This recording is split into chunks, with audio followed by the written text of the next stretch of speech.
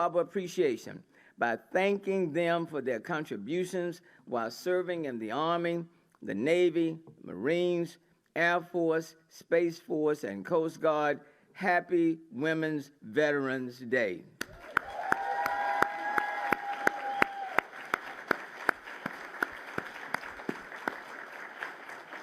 Where did Dr. Jones go? Why don't you come forth, and if my city council members would just come and stand right here for a moment.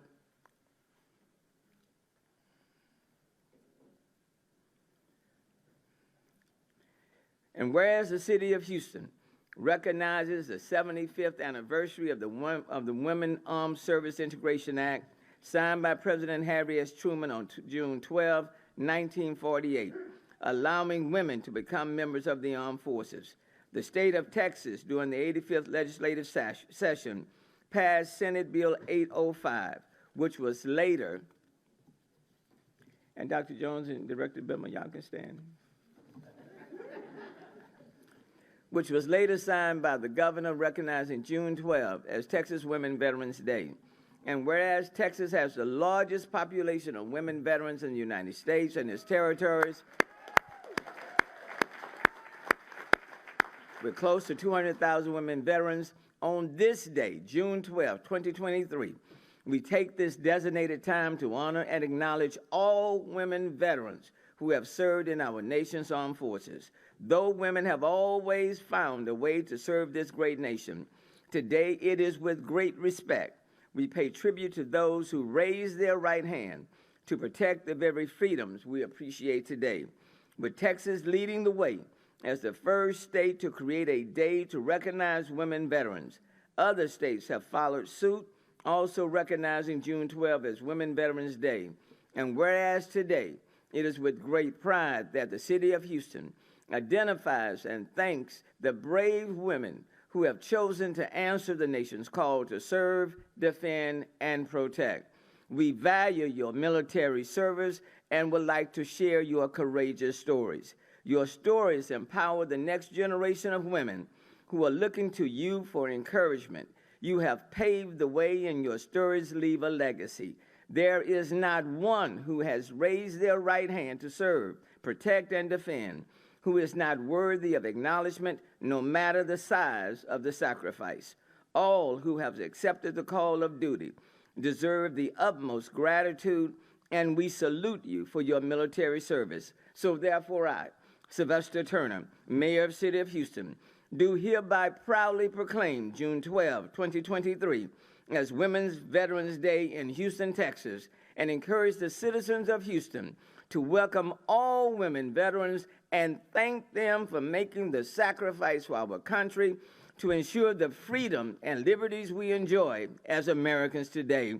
Thank all the women who have served our country well.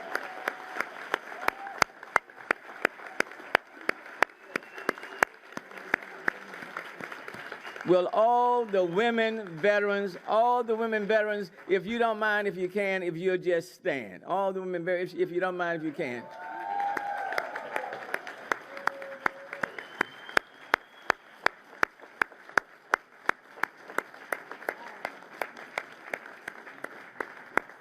What an amazing, what is an amazing, amazing day, which also signifies just how far this country has come. So thank you all very much. Please be seated.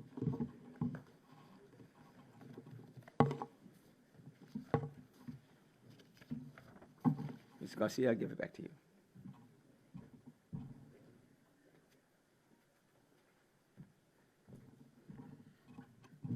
Thank you, Mayor Turner.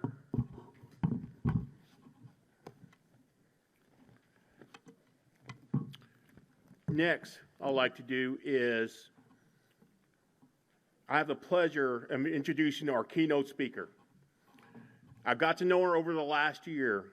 She has incredible achievements in the Marine Corps that has been groundbreaking. Please welcome our keynote speaker, Major Katie Higgins Cook, U.S. Marine Corps Reserve.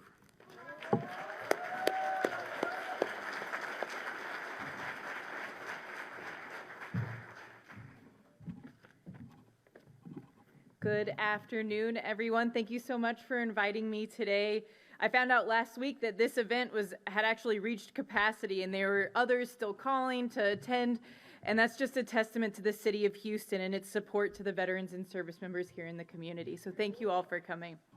Before I get started, I wanted to extend a special welcome to Mayor Turner. Thank you so much for coming, our city council members that are here, and of course, our honored female veterans in attendance today. Thank you all so much for being here. Now, some of you may have read my bio. Spike gave me and Dr. Jones gave me like a whole page, so thank you for that shout out. But I have had the privilege of serving in the Marine Corps for the last 15 years, with one of my major achievements being the first woman to fly with the illustrious Blue Angels.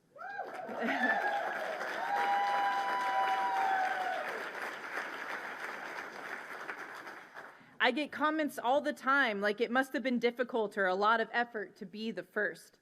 And I'm not going to lie and say it was all rainbows and butterflies. I often say that you don't break a glass ceiling without getting cut up along the way. But I would have never had these experiences I've had the career that I've had, lived the life that I have today without the sacrifice and efforts of the female veterans that came before me. As many of you know, as the mayor explained, today, June 12th, marks the 75th anniversary of the passing of the Women's Armed Service Integration Act, which enabled women to serve as a permanent, regular members of the armed forces. Prior to its passage, women were only permitted to serve in times of war. This act is the foundational underpinning for the opportunities afforded to women in the service today. But I cannot overemphasize this enough.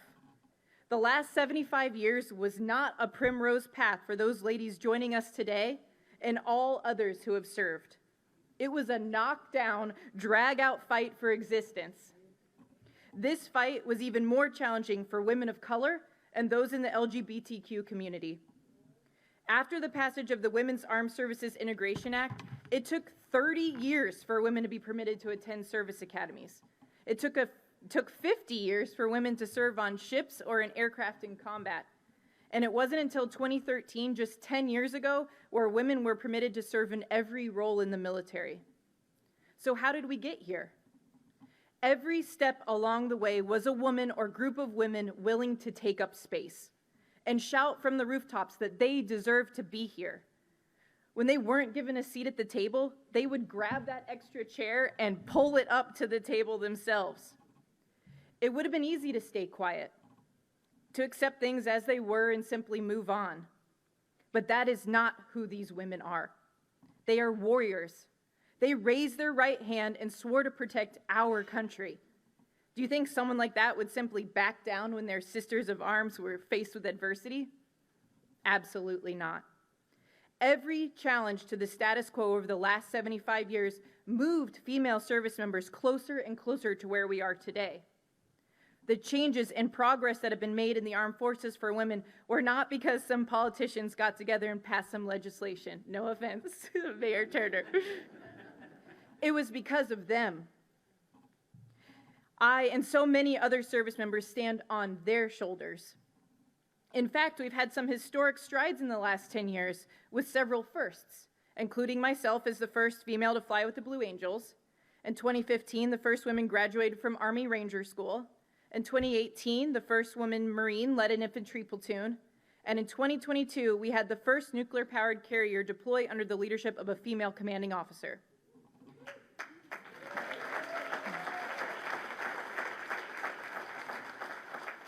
But we would have never had those opportunities to break that proverbial glass ceiling without those who made the rocks for us to throw. But we are not done. In the armed services, women are still underrepresented in leadership, and reforms can still be made with regards to childcare policy, fitness standards, parental leave, and much more. And so my promise for the ladies here today and those who carve the path for me, I will keep fighting. I will use your example to take up space. I will make progress for the next generation. And I ask that all of you here today, whether you're a veteran or not, whether you're a woman or not, to join me in that challenge. Inequality can be seen across our society. Use these women as an example to challenge the status quo. Take up space, be loud, fight for a seat at the table, because together we can even the playing field for all.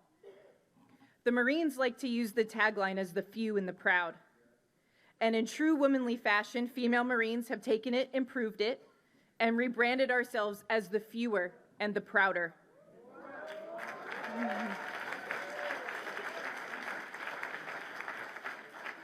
To the Texas female veterans in attendance today, I am so proud to be an extension of your ladies' legacy, and thank you so much for your sacrifice. Thank you.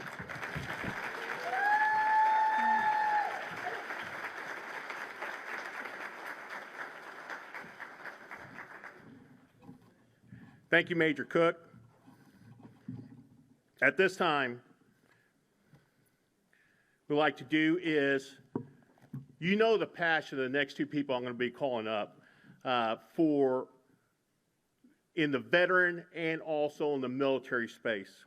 From the Office of Veteran Affairs, from the Office of Veterans and Military Affairs, City of Houston, Mr. Dembo, Director, Navy Veteran, and also Dr. Jones, Deputy Director, Marine Corps.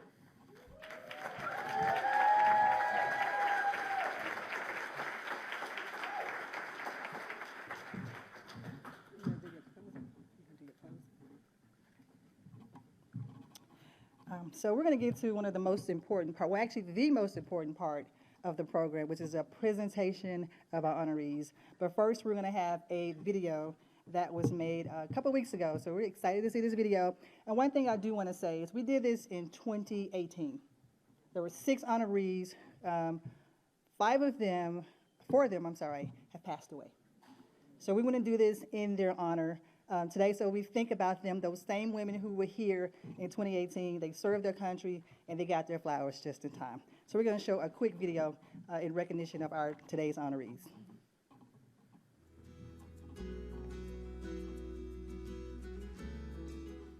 Texas Women Veterans Day is one of the most important days that honors women who have served.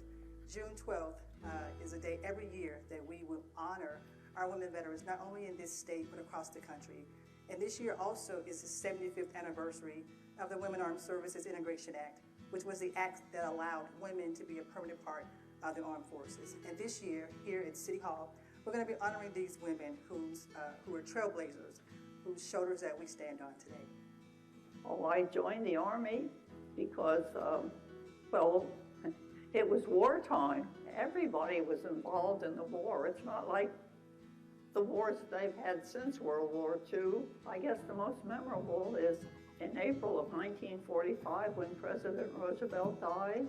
I was still at Fort Oglethorpe, Georgia, and of course we had a parade in his honor, and I was in the honor guard of our regiment, and when we went front and center, they put black ribbons on the national flag, and then we passed in review to the beat of a drum with no martial music, and it was a very somber occasion. Thelma Williams, I served. My name is Rhonda Dula. I served 20 years Air Force, 5 years Army. I served from 1968 through 1993. Vietnam War was going on at the time.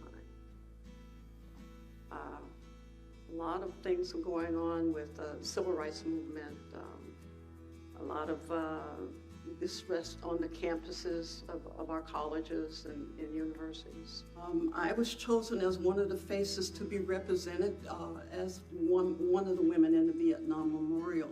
We got together and we decided, you know, we need to let people know the history of what happened during Vietnam and how we presented ourselves as doctors and as nurses. And we came up with the idea of the Women's Vietnam Memorial. No one gave us the resources. We worked hard in making sure that history was represented in the way that we can represent women in the past, the present, and the future. My name is Dr. Rhonda Dula, and I served.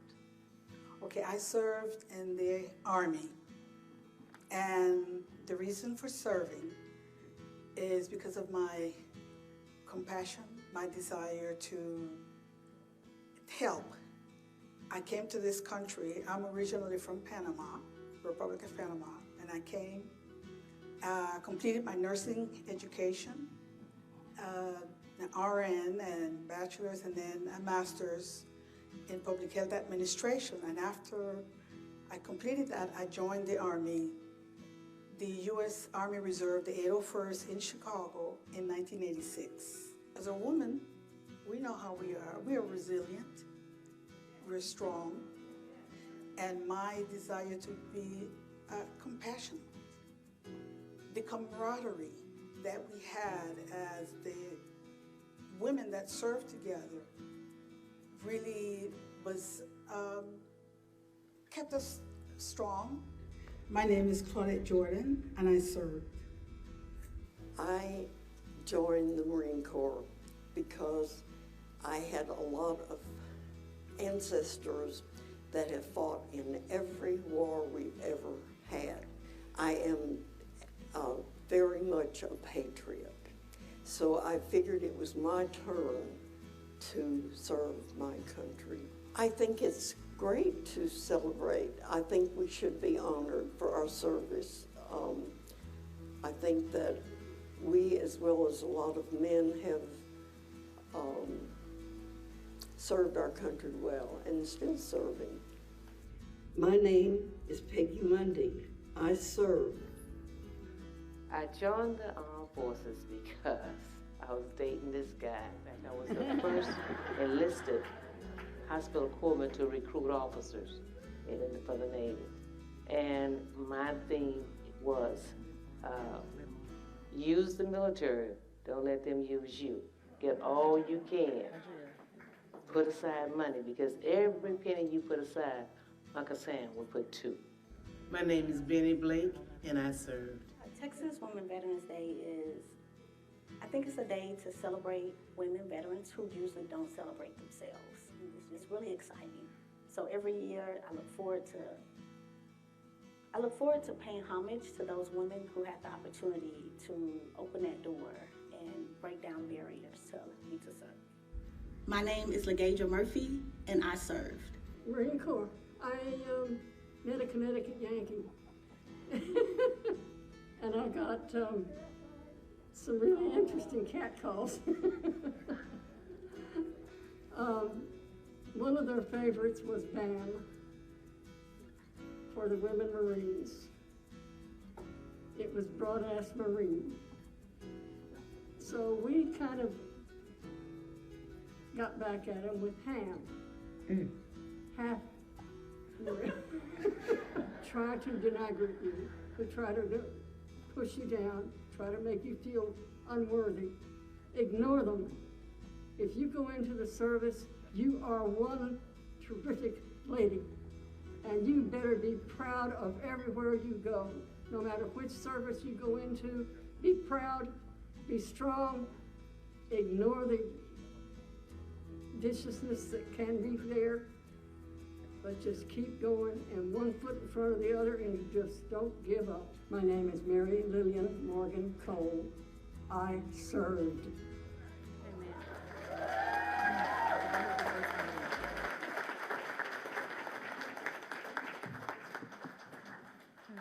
Good afternoon. My name is Paula Johnson. I'm retired Sergeant Major, and I'd like to introduce First Sergeant Thelma Williams. Ms. Thelma Williams was born September 16, 1918 in Lancaster, Pennsylvania. She was a logistician stationed in various duty stations, including Georgia, Germany, and Japan. Ms. Williams is still active within her community and is currently a member of the American Legion Post 164 in Katy, Texas.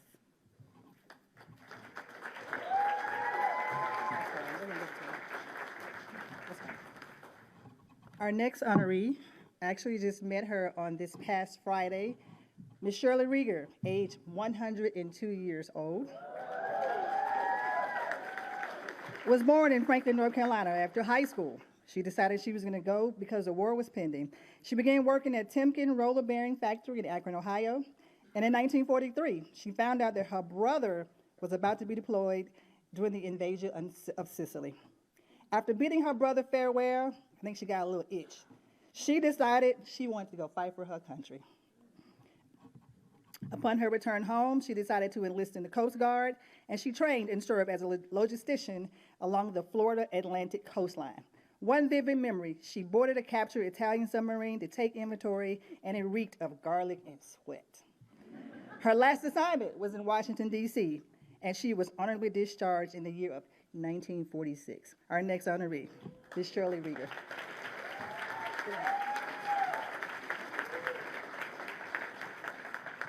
Our next honoree. If you ladies want to have a seat, that's fine. We don't want to keep you standing if you don't want to. Okay. Before they take a seat, because I know they need to take a seat. Yeah. Look, these are some just outstanding women veterans. Please rise and salute all of them.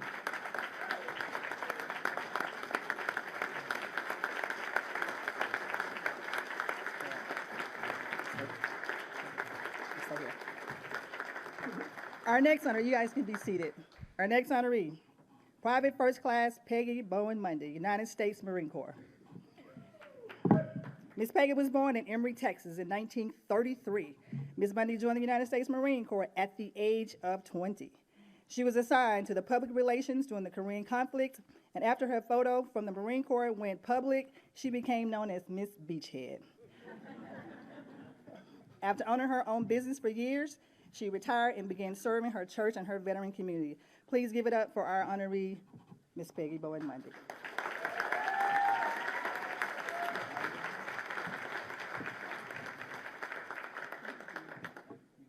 Our next honoree, Miss Private First Class Mary Lillian Morgan Cole, United States Marine Corps.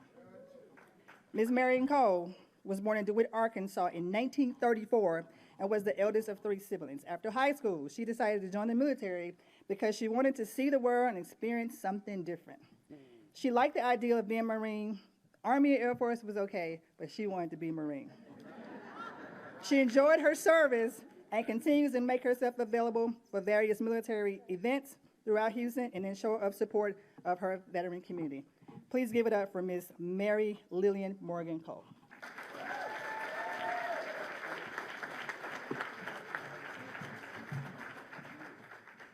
I have the honor of introducing and celebrating my fellow airman, Lieutenant Colonel Rhonda Dula. Dr. Dula served in the Air Force from 1968 to 1988, and then in the Army from 1988 to 1993. She was born in Miami, Florida, and recruited from UCLA Medical College during her 5th year of medical school. First Lieutenant Dula was assigned to the Women's Air Force Vietnam Combat Support Hospital as a combat nurse helping wounded troops during theater operations. Later in her career, she began to campaign the cause for the recognition of women in military service, thus becoming instrumental in the creation of the Vietnam Women Memorial in Washington, D.C. Thank you so much, Dr. Dula, for your service.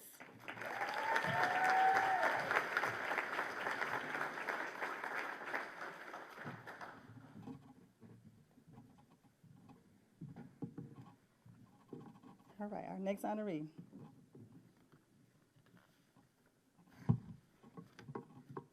Lieutenant Colonel Benny Blake, United States Navy. Ms. Blake was born on October 22nd, 1946, right here in Houston, Texas. As a resident of Fifth Ward, she attended Phyllis Wheatley High School and went on to enroll in Paul Quinn College and Texas Southern University, the Texas Southern University. Ms. Blake earned her Associates of Nursing and enlisted in the 6-month delay program for the United States Navy. She began her military career as a hospital corpsman in San Diego, California, and later deployed overseas and helping with transportation. She also went to Japan, Turkey, Philippines, and a whole bunch of different places. After the Navy, she decided she was going to go into the Army and serve her country in the Army. She was honorably discharged from the Navy in 1982 and was later commissioned in the Army until 2008. Currently, she is continuing to serve her community.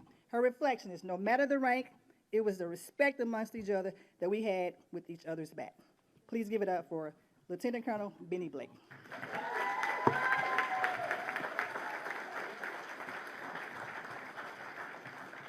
Lieutenant Colonel Claudette Jordan. Miss Jordan was born in Panama, the Republic of Panama. She migrated to the United States to further her education and achieve her dream of becoming a nurse. She credits her great aunt as one of her role models, which was a pioneer that served in the Women's Army Corps. We got any wax in here? Any wax? I know we had a couple earlier. All right. Because she was bilingual, she used her skills and her medical readiness to accomplish her missions. Her reflection, the military has given me a wonderful opportunity to use my knowledge and skills to continue my passion of caring for others. Please give it up for Ms. Lieutenant Colonel Claudia Jordan. All right, we're gonna get a quick picture. So as I said earlier, we do have two living legends in here, our 104-year-old and our 102-year-old Coast Guard servicewoman. So give it up for these women. Okay, we're gonna take a picture. All right. We're gonna take a picture of our honorees and the mayor.